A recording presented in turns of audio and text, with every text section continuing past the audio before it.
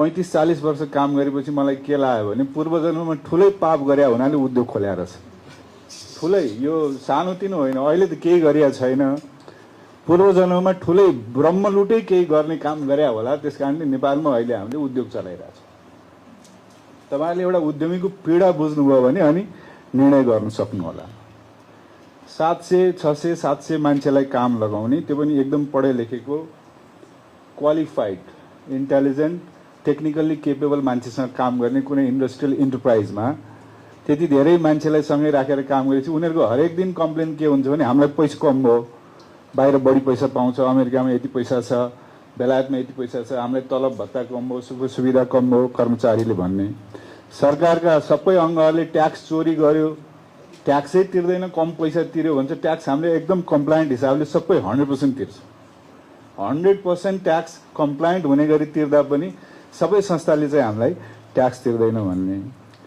अनि त्यसपछि सरकारले अर्को एउटा संस्था छ जसले औषधिको चाहिँ मूल्य हेर्छ, यसले महँगोमा बेच्यो, यसले त ब्रह्मलुट गर्छ यो मान्छे। अनि ब्याङ्कले भन्छ तपाईको प्रफिट घट्यो, तपाईको क्रेडिबिलिटी घट्छ है, प्रफिट घट्यो भने तपाईको त प्रफिटै छैन, प्रफिटेबिलिटी कम भयो भन्छ। भनेपछि त यो देशमा के गर्ने हो, सरकारले एउटा निर्णय गरौँ डाक्टर साहब। अहिले यो तपाईहरुको टेबलमा एउटा ठुलो जिम्मेवारी आएको छ, तपाईहरुले ठुलो कमिटमेन्ट गर्नु भएको छ, जनताले परिवर्तनको लागि म्यान्डेट दिएका छन्। तर यी हाम्रा मात्रै कुरा सुनेर तपाईहरुले त्यही कुरा दोहोर्याउनु भयो भने, मभन्दा अगाडि दाहिनेतिर बोल्नु भएको सबै विद्वानहरूले के भन्नुभयो भने नेपालमा ट्याक्सको चोरी छ। कति छ? अर्थ सचिवजी हुनुहुन्छ, म उहाँलाई सोध्न चाहन्छु, तपाईहरुले पनि एकचोटि सोध्नु पर्यो, what is the compliance rate of this country? कति छ?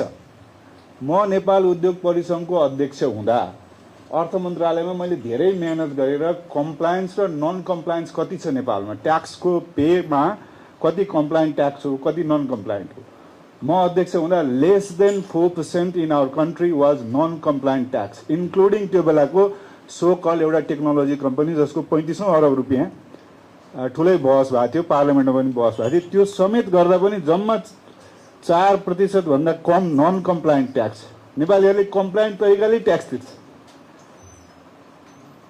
अनि हामीले यसलाई एक्स्ट्रा प्रोपोर्सन बनाउँछौँ। हाम्रो पत्रकार भाइहरूले नि ठुल्ठुलो कुरा गरिदिनुहुन्छ, ब्रह्मलुट गरे, यो गरे, ऊ गरे, सबै छले, अर्थात् नेपालमा राम्रो मान्छे नै छैन भन्ने बिहान उठेपछि न्युज पढ्यो भने राम्रो मान्छे यो देशमा छैन भन्ने आउँछ। त्यसकारणले माननीय सभापतिज्यूलाई, यहाँसँग प्राइभेट सेक्टरको पनि अनुभव छ, मलाई पुरा विश्वास छ यो समितिले केही चाह्यो भने राम्रो कुरा निस्किन्छ। त्यसैले नीति बनाऊँ, उत्पादन गर्ने भने उत्पादनलाई प्रवर्धन गर्ने नीति बनाऊँ।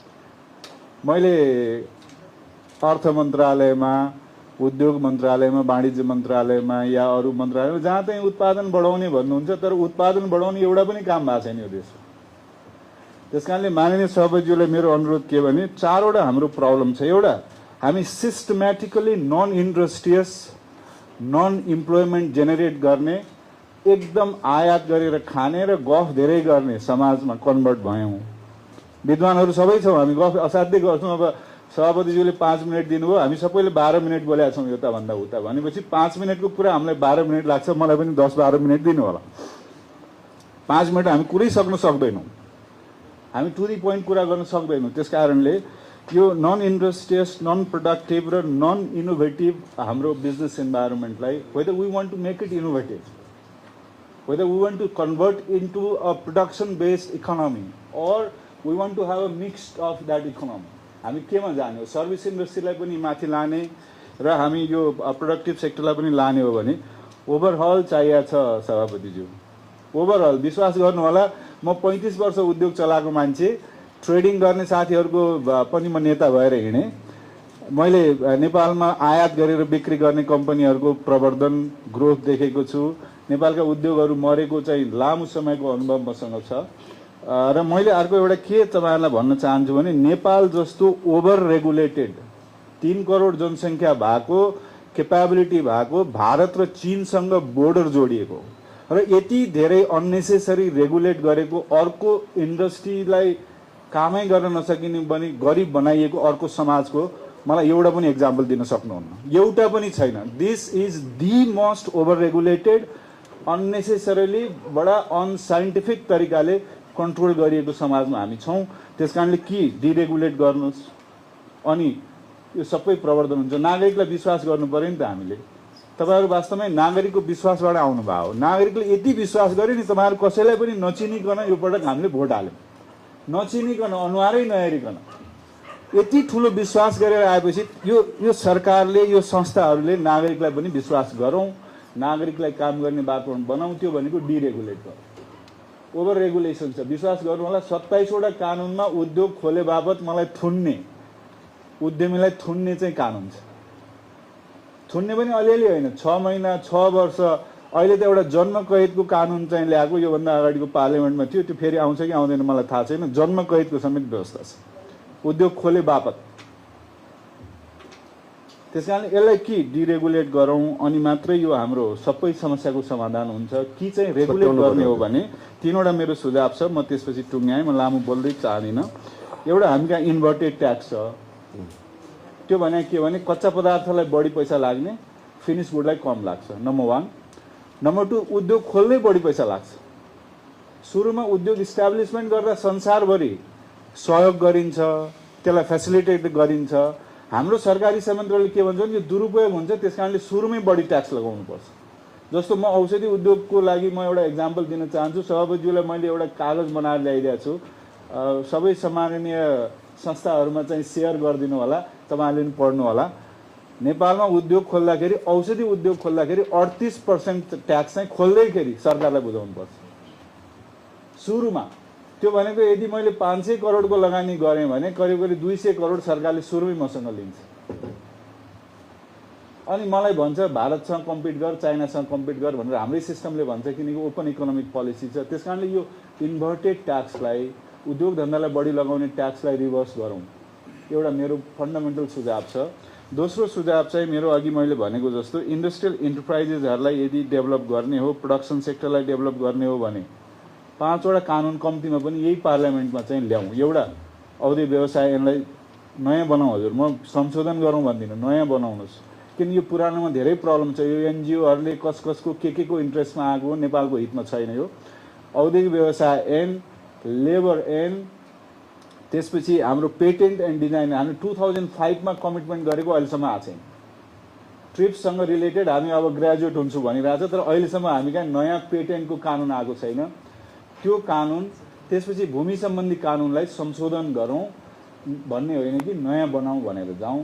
त्यो गर्नुभयो भने नेपालमा लगानी पनि बढ्छ। र अहिलेको हाम्रो यो नयाँ नीतिगत जुन तपाईँहरूले धारणा राख्नु भएको छ, राष्ट्रसभाको ठुलो कमिटमेन्ट छ, अहिलेको सरकारको ठुलो कमिटमेन्ट छ, त्यो जनताले पनि महसुस गर्न पाउँछन्। र फाइनल मेरो सबमिसन के छ भने हजुर, यो हाम्रो इकोनोमिक पोलिसीमा एउटा हामी कहिलेकाहीँ म हाइड्रो पावरको सेक्टरको साथीहरू आउनु भने हाइड्रोले देशै बन्छ भन्नुहुन्छ होइन। 20,000 मेगावाट बनायो भने पनि हाम्रो पर क्यापिटा धेरै बढ्दैन, विश्वास गर्नु होला। हामीलाई 4-5वटा फोकस सेक्टर चाहिएको छ सभापतिज्यू।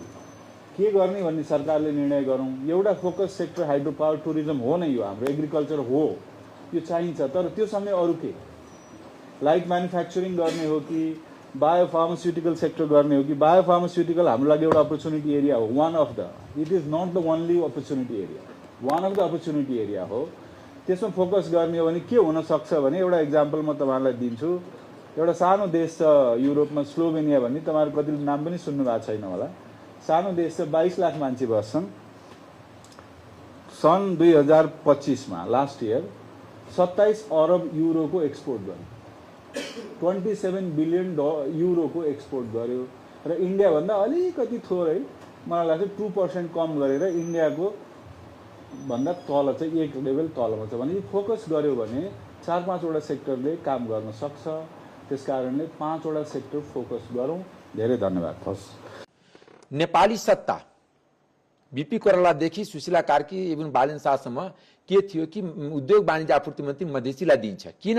मधेसी बाई बर्थ इन्डियनको दलाल हुन्छ कि दलाल भयो भने ग्यास, पेट्रोलियम, फर्टिलाइजर, खानेकुरा सबै सप्लाई हुन्छ। म सम्पूर्ण मधेसी नेतालाई म सदापूर्वक भन्छु, म उनीहरूको लाइनमा खडा हुने हो छैन। जो मधेसी नेता उद्योग वाणिज्य आपूर्ति सबैको राजनीति सकिया छ। म राजनीतिक गर्ने व्यक्ति हो, राजनीतिक कर्मी हो, त्यस कारण म आफ्नो राजनीति सकाउन चाहँदैन आफ्नै कारणले। अरूको कारणले सकल कुरा त मेरो आफ्नो कर्मले मेरो राजनीति कसैले सकाउन सक्दैन। किनभने उद्योग वाणिज्य आपूर्ति मन्त्री बीपी कोइराला 15 सालमा कसलाई दिएको थियो? रामनारायण मिश्रलाई थियो।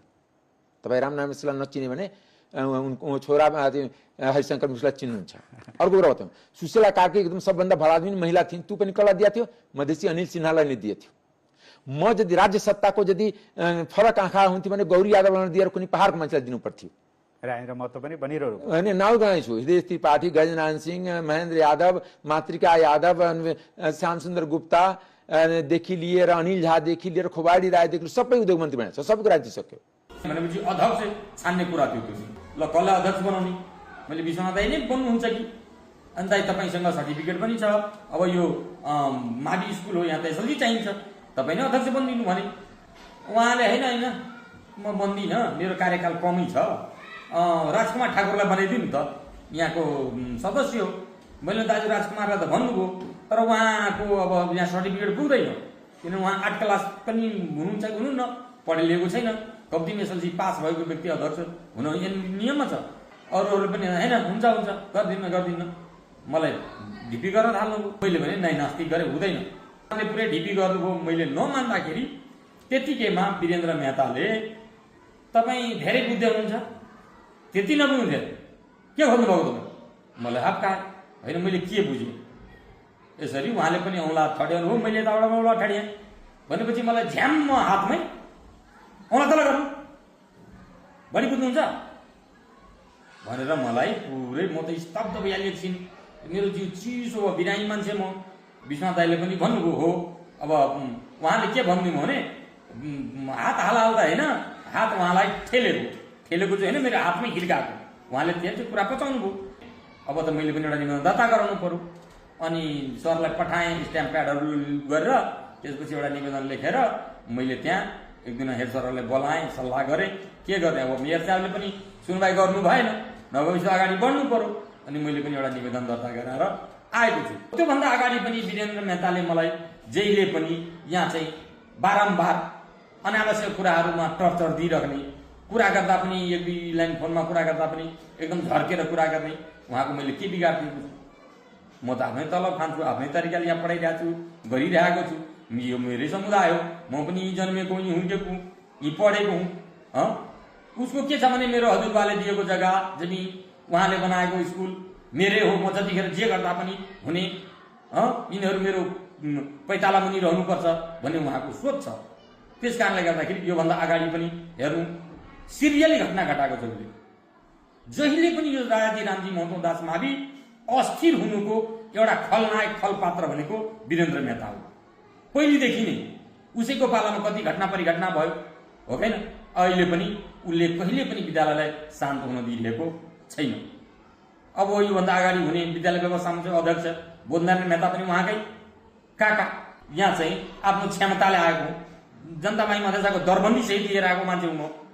तपाईँको प्रधानाध्यापकको मैले परीक्षा पास गरेर आएको होइन, एउटा कम्पिटिसन फेस गरेर आएको मान्छे हुँ। एउटा मेरो के छ भने अलिक बिरामी भएँ, मैले दिल्ली गएर अपरेसन गरेर आएको छु होइन। अलिक फिजिकली रूपमा अशक्त भए पनि म मानसिक रूपमा स्कुलमा एकदम सबै तरिकाले अहिले सशक्त रूपले भएको छु। यो मेरो समुदाय हो, मलाई पनि त एउटा दायित्व छ नि त। त्यसमा पनि अनावश्यक रूपमा दिइराख्ने दबाब, जे पाए त्यही भोलिराख्ने त्यो त भएन नि त। त्यसैले उहाँहरूले आएपछि गर्नु चाहिँ केही छैन, गर्ने सबै प्रहले, गर्ने सबै विद्यालय प्रशासनले, उहाँहरू चाहिँ पद ओगट्ने। अहिले 7 महिनादेखि यहाँ सुमित्रा मेहता यहाँ चाहिँ रिटायर भएर जानुभएको छ प्राइबाट। उहाँको ठाउँमा अहिले नगरपालिकाले शिक्षक पठाएको छैन। यहाँको एकाउन्टेन्टको पद तपाईँको 6 महिनादेखि खाली छ, त्यहाँ पद पूर्ति हुन सकेको छैन। यहाँबाट तपाईँको जबरजस्ती विष्णु मेहतालाई यहाँबाट का सर्वा गरिदियो बाल मन्दिरमा, उहाँको ठाउँमा टिचर पठाइदिएको छैन। अब यो यथावत कुरा यति को हुँदाहुँदै पनि मैले विद्यालयलाई एकदम मिलाएर यसरी चलाएको छु, गरेको छु। कति पीडा छ त्यसमा पनि उहाँहरू आएर एकदम थर्काउने, गाली गलोज गर्ने, तथाभाइ बोलेर जाने भनेपछि अब यो अवस्थामा म सम्पूर्णलाई वास्तवमा म पीडित छु। म मात्रै होइन, यो विद्यालयलाई तपाईँको यो शिक्षक जमातमाथि नै एउटा प्रहार भएको छ, शिक्षा क्षेत्रलाई नै एउटा तपाईँको प्रहार भएको छ। यो अवस्थामा सम्पूर्ण बुद्धिजीवी, यहाँका अभिभावक होइन, सञ्चारकर्मी, यहाँ मेरा सहकर्मी साथीहरू होइन, प्रमित्रहरू होइन यो शिक्षा क्षेत्रसँग सम्बन्धित सबैलाई म आग्रह गर्न चाहन्छु किनभने यो एउटा यहाँको